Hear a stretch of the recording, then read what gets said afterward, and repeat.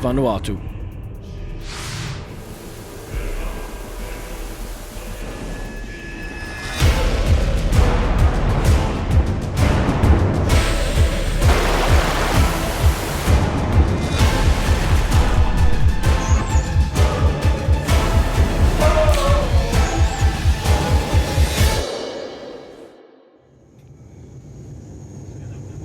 When you look at Vanuatu on the map, it seems so far out there. The views out of the window from the aircraft already gave us a quick glimpse of what we could expect. As the infrastructure in this country isn't very well developed and you would need to be booking tours for every little thing you look at, we decided to immediately go and get a rental car.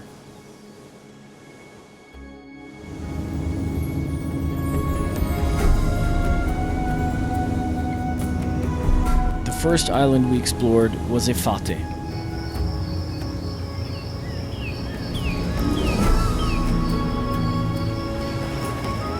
The Republic of Vanuatu is an island nation in the South Pacific Ocean, northeast of New Caledonia, east of Australia, and west of Fiji. We first visited the Mele Cascades. The Mele Cascades are situated around 10 kilometers away from downtown Port Vila, Vanuatu's capital.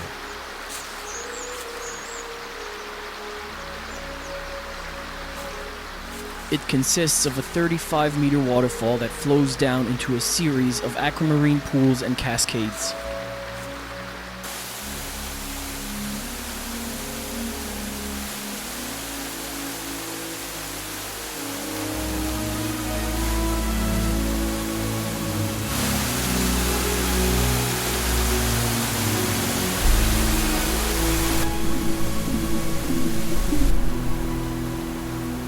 The large waterfall even had a small cave right behind it.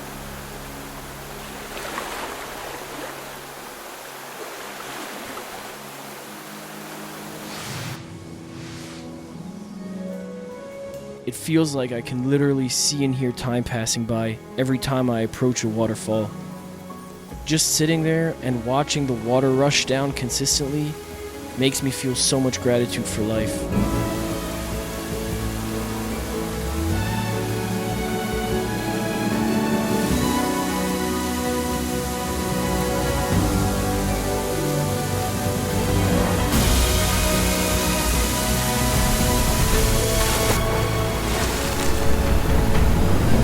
Y-shaped chain of 14 main islands between the South Pacific Ocean and the Coral Sea is of volcanic origin and home to several active volcanoes.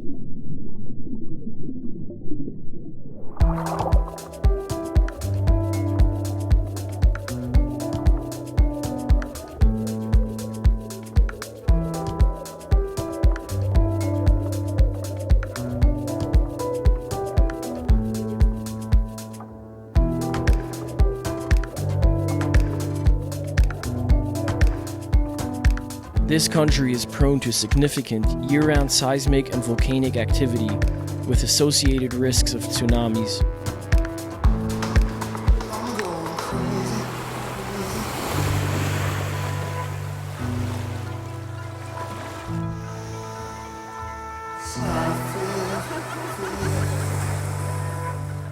We also went snorkeling at the so-called $1 Million Point.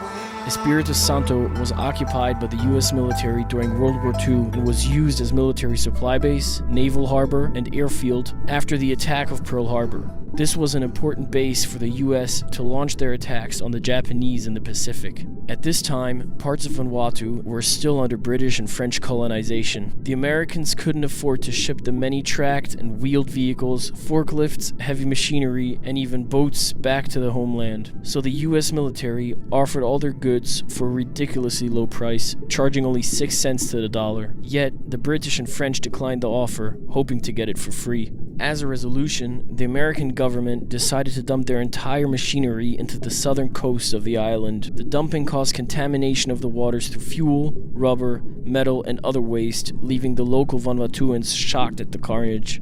It is amazing, though, to see the resilience of nature finding its way back into life, no matter what happens.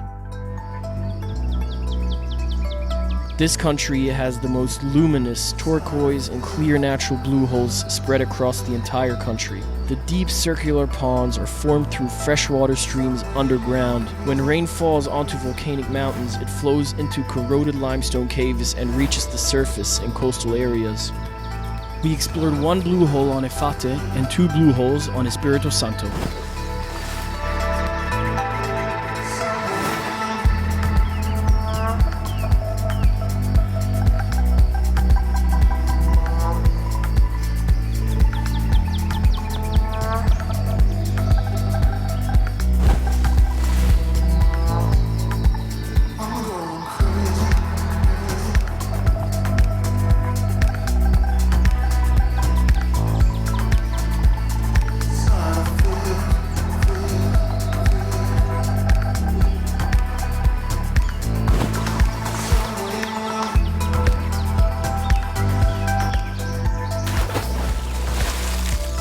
The blue hole's waters reach a very high level of purity through a chemical reaction when flowing through the limestone. The water gets a high pH, which promotes fermentation.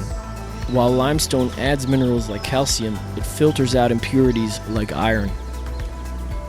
We visited 3 islands when we traveled Vanuatu: Efate, Espirito Santo, which is the largest island, and Tanna. On Tanna Island is the active volcano, Mount Yazur. And this was the little hut we stayed in. Most of the times there was this misty haze in the air caused by the volcanic ashes from the erupting volcano.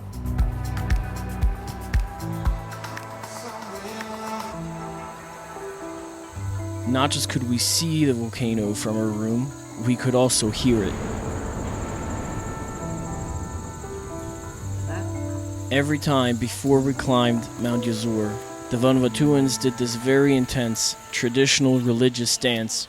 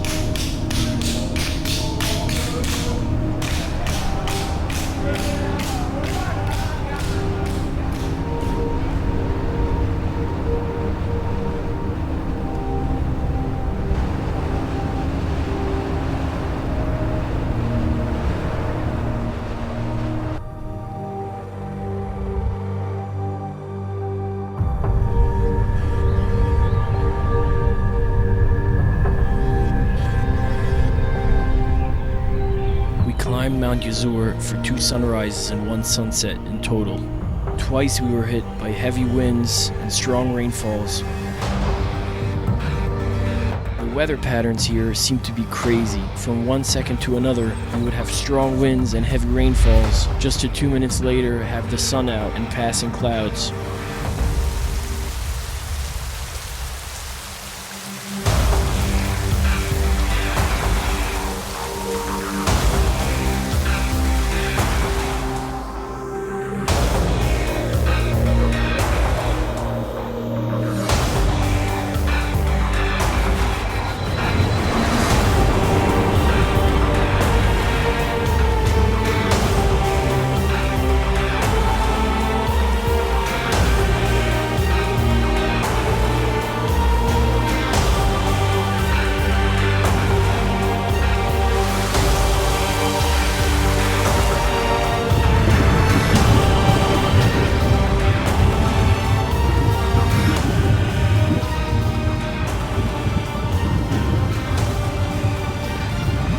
Eastward-moving Indo-Australian plate is subducted under the westward-moving Pacific plate, which keeps the volcano erupting nearly continuously since hundreds of years. It often erupts several times an hour, spitting molten rock into the air above its caldera.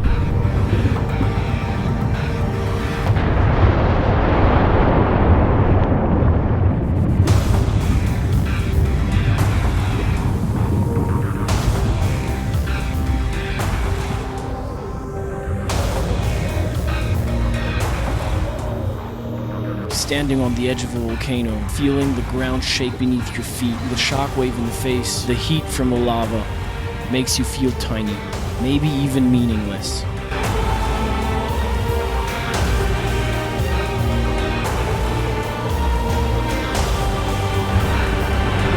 Despite the observing systems, approaching Mount Yuzur is dangerous. Visitors can be threatened by toxic gases, avalanches, and flying projectiles. Matter of fact, no other active volcano on this planet lets you get closer to Strombolian eruptions than Mount Yuzur.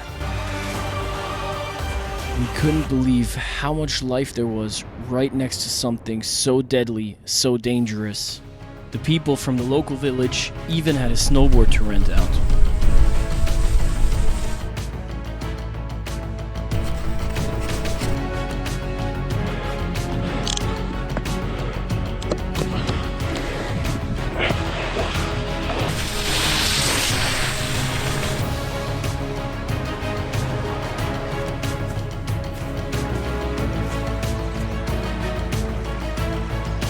The last place we visited was Aden on the river.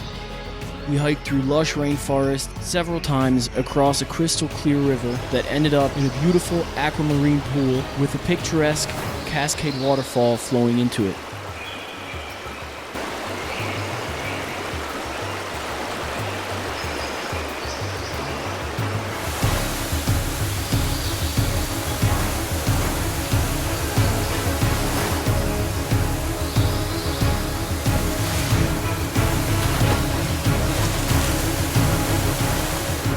The experiences that I've made were definitely something I will never forget.